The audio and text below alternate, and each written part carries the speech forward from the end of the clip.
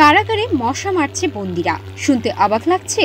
শুনতে অবাক লাগলেও টাঙ্গাইল জেলা কারাগারে এমন অবাক করা ঘটনাই ঘটেছে। টাঙ্গাইল জেলা কারাগারের বন্দীদের কেউ ফগ মেশিন কাঁধে নিয়ে মশা মারছে, কেউ কাস্তে হাতে আঙ্গিনা পরিষ্কার করছে। শুধু বন্দীরাই নয়, কারাগারের কর্মকর্তারা, তাদের স্কুল কলেজে পড়ুয়া শিক্ষার্থী সহ সংশ্লিষ্ট সবাই স্বতঃস্ফূর্তভাবে এ কাজে অংশ নিয়েছে। ৮ জুলাই মঙ্গলবার সকালে জেলা কারাগারে মশা নিধন ও পরিষ্কার পরিচ্ছন্নতা কার্যক্রমের অংশ হিসেবে এই কর্মসূচির আয়োজন করা হয়। দেশের বিভিন্ন স্থানে ডেঙ্গু, চিকুনগুনিয়া সহ মশাবাহিত নানা রোগের প্রাদুর্ভাব দেখা দেওয়ায় জেল সুপারের নির্দেশে কারাগারের মশা নিধনে বিভিন্ন কর্মসূচি গ্রহণ করা হয়। দেশের বিভিন্ন জায়গায় ডেঙ্গু এবং চিকুনগুনিয়া রোগের প্রাদুর্ভাব দেখা যায়।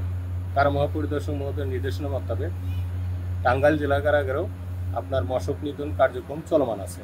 এটা আমাদের কর্মচারী, তাদের ছেলে মেয়ে এবং আঞ্চলিক যারা আপনার যুব প্রতিনিধি আছে তাদের সহযোগিতায় এবং স্থানীয় পৌরসভার সহযোগিতায় আমরা ভিতরে বাইরে নিয়মিত মশক নিধন কার্যক্রম চালু রাখছি আর কি, যাতে এই মশাটা আপনার প্রকোপটা হ্রাস পায় এবং আমাদের বন্দী এবং কর্মচারীরা ডেঙ্গু এবং চিকুনগুনিয়া সহ অন্যান্য মশকবাহিত রোগ থেকে রক্ষা পায়।